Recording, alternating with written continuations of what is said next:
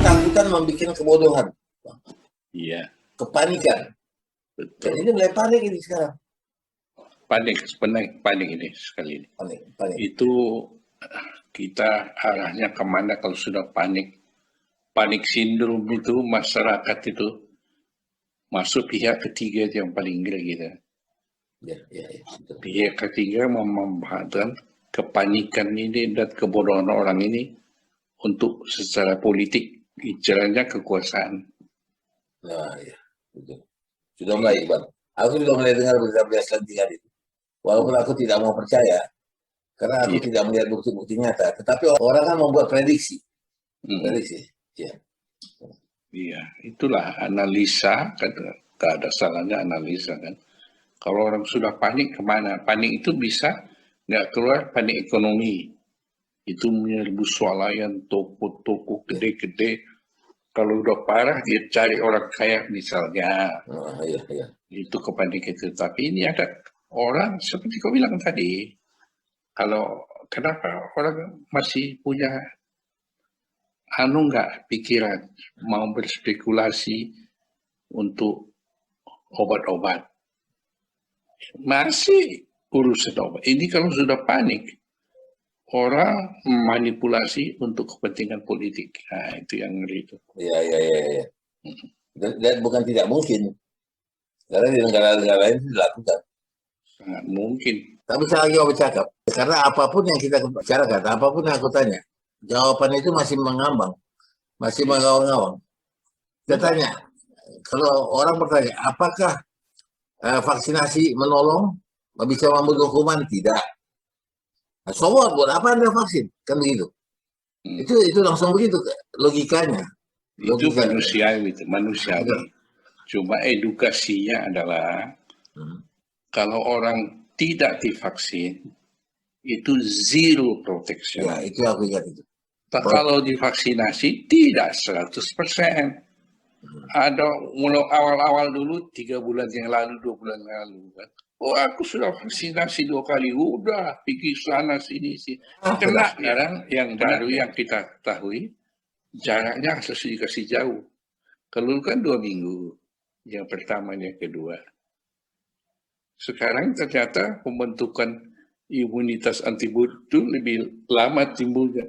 Jadi walaupun sudah 2 kali, itu bisa 3 minggu, 4 minggu baru muncul. Jadi vaksin itu tidak 100% melindungi, tapi orang tidak pakai vaksin itu zero protection. Pilih mana? Pilih mana? Itu ada yang tadi kan aku cerita soal ahli kebidanan itu. Banyak. Ada satu, tidak usah aku bilang anak Medan kan, kolah dia. Kau jaga baik-baik ya. Iya Pak, aduh aku salah ini. Karena harus sembuh. Kata pasienku rupanya tertular itu. Jadi aku mesti meng-USG dia. USG itu kan di samping dia langsung. Ya kenapa nggak kau suruh dia pakai masker, aku bilang. Kau kan sudah 2 kali vaksinasi. Iyalah, aku udah 2 kali. Untunglah itu. 2 kali vaksinasi dia. Jadi kena pun dia ringan. Tapi kena. Ya. Mana ini? Enggak, aku speechless. Banyak yang kepingin ku tahu. Banyak yang aku tanya. Tapi memikirkan ini, nggak tahu ya. Apa kita bawa ketawa aja? Bawa ketawa bagus juga, Bang. Nggak ketawa haruslah. Ya, biar endorfin itu naik. Aku kan istilah kembali kita kan ada darah batak kau sedikit kan. Ya. Kan aku bilang bikin ini kita happy lah. Ya. Hati yang gembira itu adalah obat. Ya. Tapi kalau orang karo juga itu cucu. Makanya aku bilang tadi kau cepat-cepat punya cucu. Ada cucu kita makin gembira. Nah, kalau dulu dimintain anak awak ini, hush, kita bilang kan. Ini cucu belum apa udah kita beli. Iya kan? Aku punya kawan satu orang Padang. pengusaha di Pekanbaru. Dia bilang begitu. Bang, katanya aku itu katanya, kalau diminta beli apa-apa sama istri, pasti aku bilang, nantilah ya, bulan depan lah ya. Pasti bulan depan ya. Itu kalau istri yang minta, Bang. Nah, nanti, kalau anak yang minta, aku beliin ya, tapi minggu depan ya. Minggu depan. Tapi kalau cucu kan ya, belum minta dia udah aku belikan. Betul kali, betul. Makanya kau cepat-cepatlah punya cucu. Ancam itu anak semua. Kalau kalian tak kawin, tak bikin cucu, aku cari cucu. Macam mana pula carinya? Ya itu ancaman aja kan. Ya. Ancaman aja. Tapi memang katanya begitu. Tapi ya memang kita take it what it takes lah ya. Apa yang kita terima pelan-pelan. Toh kegembiraan itu masih bisa kita lakukan sendiri juga. Aku termasuk orang yang bisa ketawa sendiri, Bang. Bisa menghibur diri sendiri. Bernyanyi aku sendiri. Melawan lupa itu, Bang. Nah, ini aku cerita apa, Bang? Jadi ada beberapa kawan, termasuk seorang bekas menteri. Dan ada juga satu kawan keluarga. Dia lupa, Bang. Lupa dia yang susahnya lupa akan satu kata. Misalnya dia mau menyebut ini, Bang. Tahu dia, tapi lu nggak tahu dia apa ini disebut. Iya. Umur berapa? Masih 64 dia. 68 udah bisa. 64. Udah ya. Bisa. Lupa. Ya. Jadi gini. Jadi dia kesel karena apa yang dia mau ngomong orang nggak ngerti. Ya kan? Nah.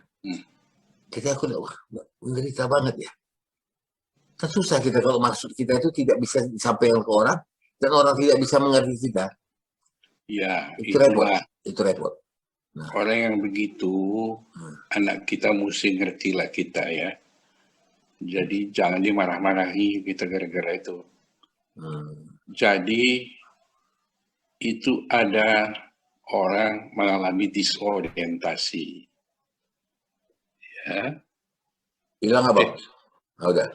Ya udah habis baterainya di flash. Oke. Terus.